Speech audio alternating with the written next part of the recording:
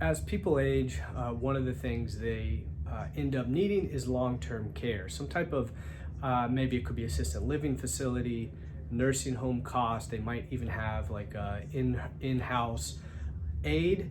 But statistics, I believe it was like 65 million people provide aid to a family member, a loved one, or something like that. So it's a huge task, and the truth is a lot of people don't have the money to pay for it. Most people, unfortunately, mistakenly rely on Medicare, which doesn't cover the majority of long-term care expenses.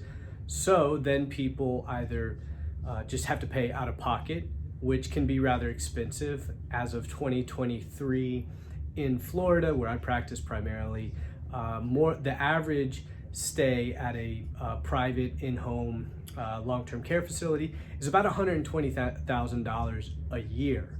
So, depending on your, net worth and whatnot, that could be detrimental. Someone could very quickly eat up their retirement savings just paying for long-term care. There are some VA benefits that are available, and if you were able to qualify and you were able to afford long-term care insurance, that might probably be the best option. But most people don't have long-term care insurance, and so they either go broke paying for it, unfortunately, or they try to look to Medicaid. Now, Medicaid, which is different from Medicare, Medicaid is needs-based, meaning that not everybody qualifies. The government program, joint program between the federal government and then your state has its own Medicaid program. They're going to look at your income and they're going to look at your assets, and they're going to determine whether or not you meet the qualifications to get Medicaid.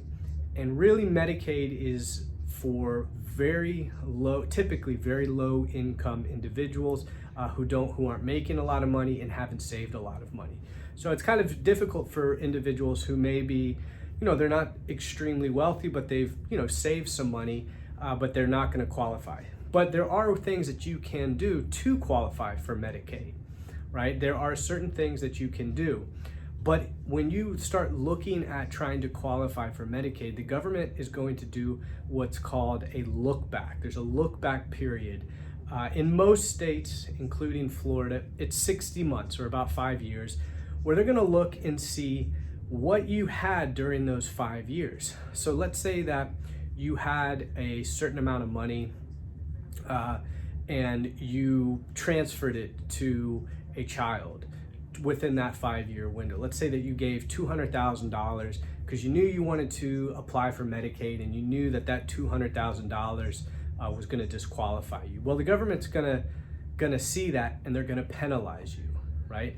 And more or less the formula they look at is they look at the asset that you got out of your name, and then they divide that by the average monthly stay in a nursing home. So if if you transfer $200,000, rough math, let's say that the average stay in your city was about $11,000. That's going to be about 18 months that they're going to penalize you, meaning that you're going to have to wait an additional 18 months to be able to qualify. I think my math is correct, but that's the formula that they use there. How much did you transfer versus the average monthly stay at a facility in your area, and they get that amount of time, and they get that number, and that's the amount of time, the penalty that you're going to have to wait in addition to be able to qualify. So there's exempt and there's non-exempt assets. So if you're starting to think like, hey, I've got $500,000 of non-exempt assets, what do I need to do?